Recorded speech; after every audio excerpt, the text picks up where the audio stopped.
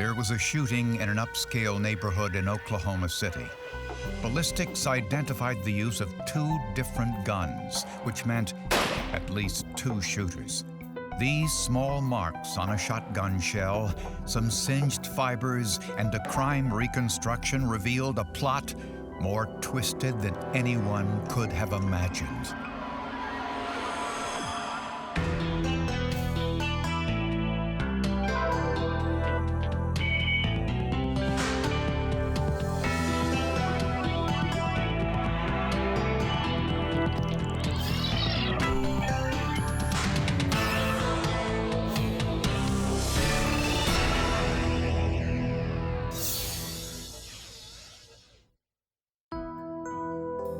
To outsiders, it looked as if Rob Andrew had everything anyone could want.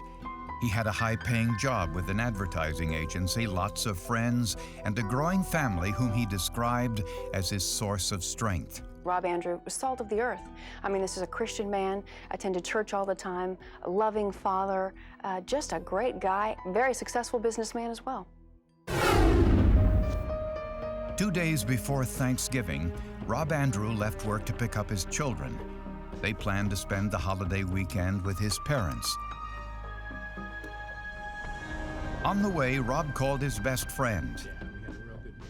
Rob had called my house around 5:30, telling me how hurried he'd been all day and that he was looking forward to picking the kids up and spending a long weekend with them for Thanksgiving. Rob didn't plan to stay long, so he parked his car in the driveway. I heard the overhead garage door start up, and then Rob paused and said, "Hey, I'm gonna have to let you go." As he walked into the garage, his wife Brenda asked him to relight the furnace because it had gone out earlier in the day. Then there was a commotion. Brenda said 2 masked men with guns appeared out of nowhere.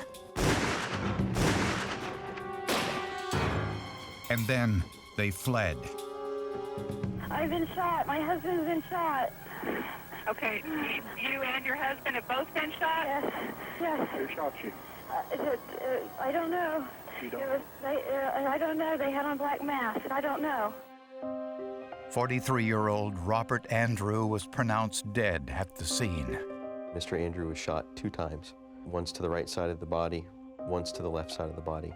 And they actually occurred from 2 different locations. So that also tells us that 2 shooters, it's a possibility. Brenda Andrew suffered a gunshot wound and was rushed to the hospital. Her wound is in a fatty portion of her left upper arm. The bullet that hit Brenda went through her arm and lodged in the wall of the garage. It was from a .22 caliber pistol. Police found a spent 16-gauge shotgun shell on the roof of Brenda's van, an indication there were 2 different weapons used in the attack. The empty cans on the garage floor indicated Rob saw the gunman and grabbed the bag of empty cans as a shield. As the second gunshot wound is about to be inflicted on him, he is looking up and looking at the face of his killer. The motive apparently wasn't robbery. His wallet was not taken. In fact, some of the pellets from the shotgun went through his wallet. The Andrews' 2 children were upstairs in their rooms unharmed. The attack had all the earmarks of an execution.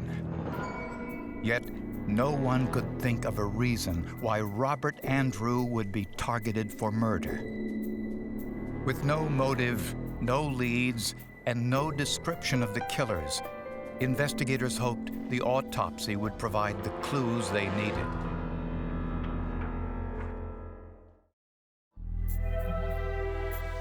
News of Rob Andrews' execution-style murder was a shock to the residents of Oklahoma City, since crimes like this were extremely uncommon. Rob and Brenda were a loving couple. They appeared to be. The picture showed the perfect family, the smiling, happy, loving couple with these 2 great little kids. The couple were active members of their church. Brenda taught Sunday school, and Rob performed missionary work in South America. Early in the investigation, police learned there had been a prior attempt on Rob's life. Just 1 month earlier, Rob called police to report someone had tampered with his car. Oklahoma City Police Department. Hi there. I'd like to report a client. My brake lines have been cut. Hey. That sounds like attempted murder, don't you think? A few hours later, Rob was getting his brakes fixed when he received a call from the hospital. The caller said his wife Brenda was critically injured in a car accident and suggested that he come to the hospital right away. There a man's voice saying that his wife is in the hospital about 30 miles away, that she needs him and he needs to get down there just as fast as he can.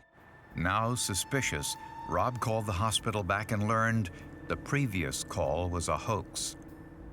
Apparently, the same person who cut Rob's brake line wanted him to race to the hospital. He took it as an attempt on his life.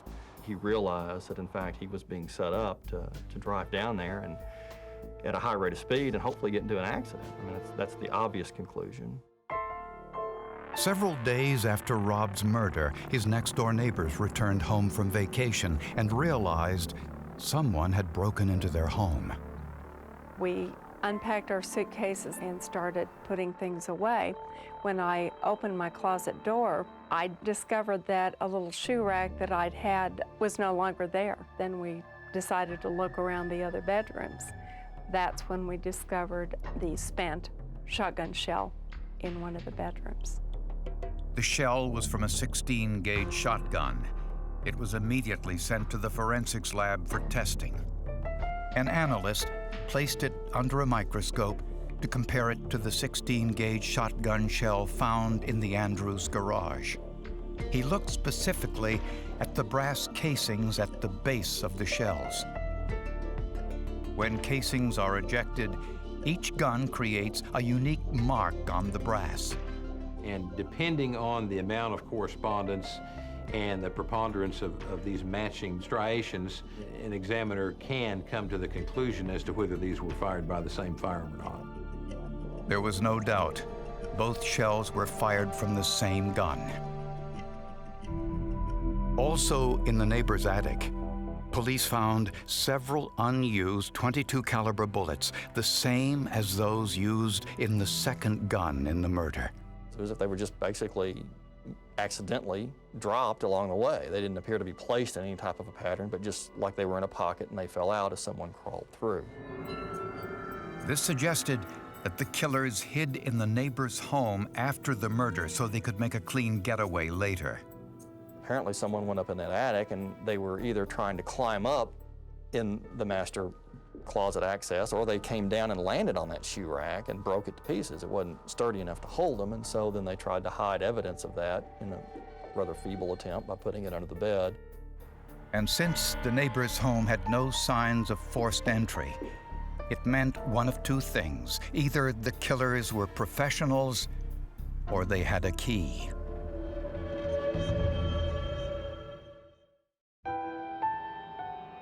With no solid leads, police asked themselves who would benefit most from Rob Andrews' murder. Rob's friends told police that his wife Brenda had the most to gain. And we found that the marriage was rocky off and on. They had a few periods of separation. And we also found that Brenda Andrew was involved in several extramarital affairs. Mr. Andrew was convinced at this point that his insurance salesman, Mr. Pavat, and his wife were having an affair. 48-year-old James Pavat taught Sunday school with Brenda. And they flaunted their relationship even in front of Rob's children. James and Brenda had a very interesting relationship. I mean, even prior to Rob's death, the two of them went on a vacation together down to Texas with the children. I don't know of any husband who would willingly just say okay to his wife going down to Mexico with a complete stranger and taking his kids with him. Just a few months before his murder, Rob demanded that Brenda end her affair with Pavat. Brenda refused and filed for divorce. Rob immediately changed the beneficiary of his $800,000 life insurance policy. Mr. Andrew made the beneficiary, I think, his brother, for the benefit of the children. Since the children were minors, he had to have an adult as the actual named beneficiary, as a trustee of that money. But after Rob's death, police were surprised to learn that Brenda was again the sole beneficiary. Police were immediately suspicious, and they arranged for a handwriting expert, David Parrett, to authenticate Rob Andrews' signature on the insurance policy. A signature is produced with style and speed. It's the thing that you probably write the most in your entire life. In my analysis, I looked at 13 years of Rob Andrews' handwriting in writing his signatures, 136 signatures. Not surprisingly, it was clear that Rob Andrews' signatures changed over the years. Over time, Rob Andrews' signature had become more ornate, more artistic. And 2.5 years before his death, Rob added an extra element to his signature. That was in the bottom right-hand corner of his signature. I then began looking at signature after signature after signature, and that fish was there. This was a Christian symbol, the ichthus. Rob added it to his signature as a sign of his faith. But it wasn't on the change of beneficiary form. I know that symbol is very significant because he repeatedly used it in the more formalized signatures that he wrote, such as in business documents. And that symbol was not in the question document. And there was another discrepancy in the life insurance policy signature. Rob Andrew had a characteristic of connecting the N and the D in the last name Andrew. But it wasn't signed that way on the insurance form. So Parrett concluded it was a forgery, but he was unable to determine the identity of the forger. Police knew that Brenda Andrew had the motive to make sure she was the beneficiary of her husband's $800,000 life insurance policy, and her lover, James Pavat, had the opportunity. He was the life insurance agent who sold the policy. Police now suspected Brenda may have been involved in her husband's murder. So ballistic experts took a much closer look at the photographs of her wound and the bullet hole in her sweater. They found black rings, gunshot residue around both. It is actually the unburned and partially burned powder and soot and hot gases that exit the barrel right behind the projectile. Using an identical gun, investigators ran tests to recreate the gunshot residue patterns. And my observations of those patterns and of the sweater and of her wound allowed me to conclude that she was shot at somewhere between actual contact and approximately 2 inches away from her arm.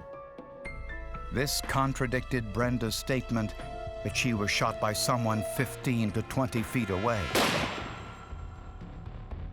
Police now knew that Brenda Andrew was involved in Rob's murder, but was she the killer?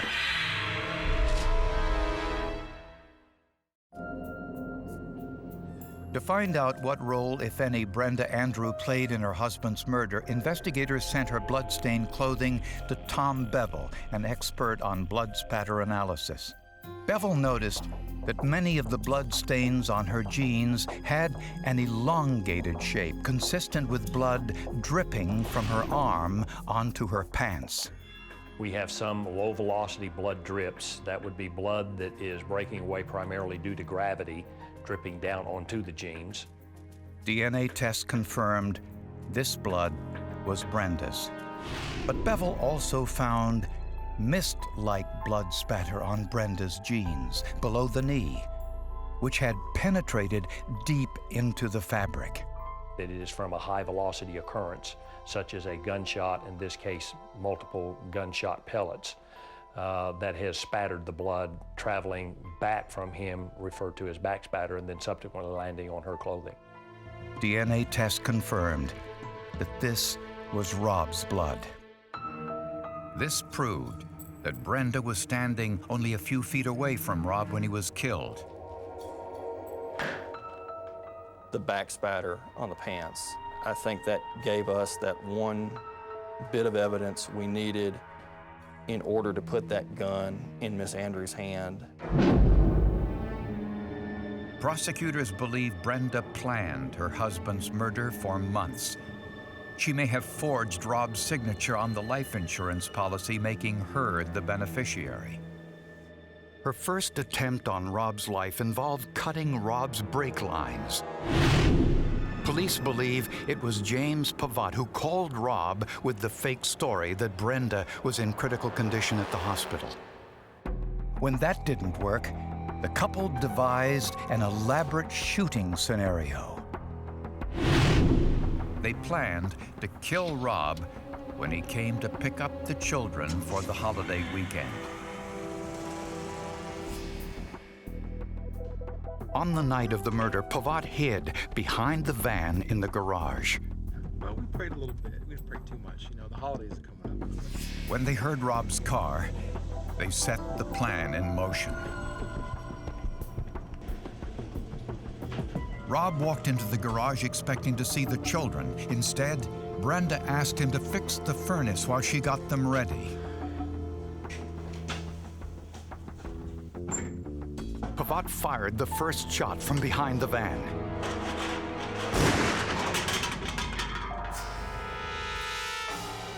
Then handed the rifle to Brenda. He is looking up and looking at the face of his killer, and whatever was said to him, we'll never know. The blood spatter on Brenda's pants proved she was less than 2 feet away.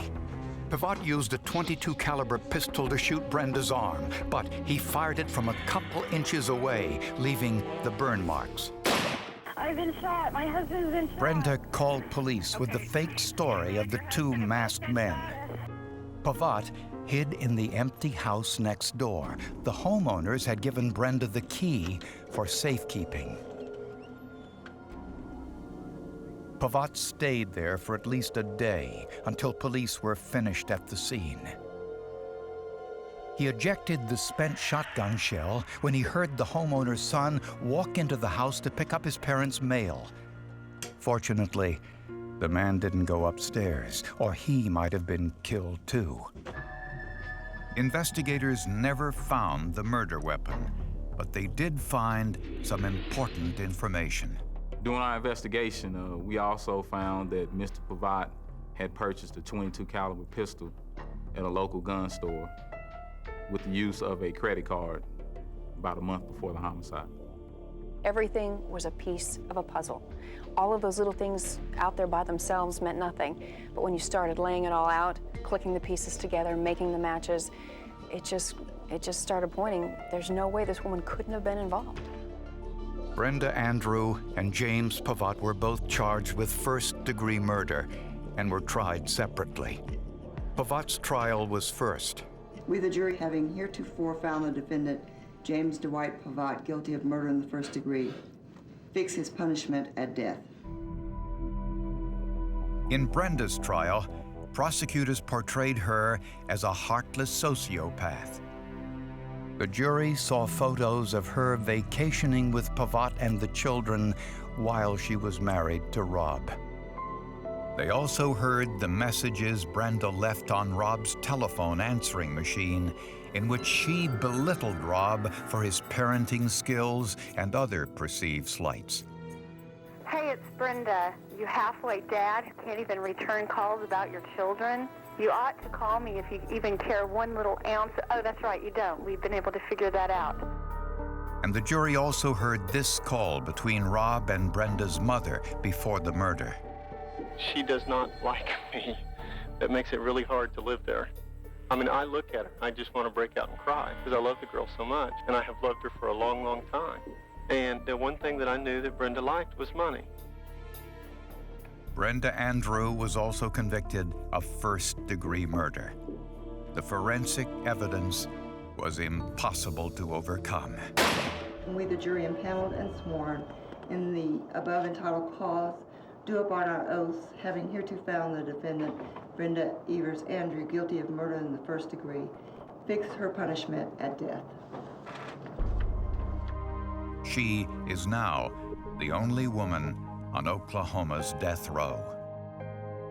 I've had 4 years to ponder and to think of why Brenda and Jim would take Rob Andrew's life. And for the life of me, I cannot understand how someone could be that mean or that evil and have so little regard for another person's life. Prosecutors describe it as one of the most cold-blooded murders they've ever seen. The complexity of the case was a problem. It's a hard case to talk about in a short amount of time. There's so many different pieces of evidence. But in what we believe that any juror wants to hear is what happened at the key moment.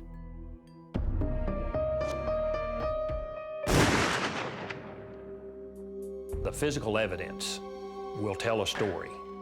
And it's just simply up to the person that is trying to put this together to understand what the physical evidence is saying.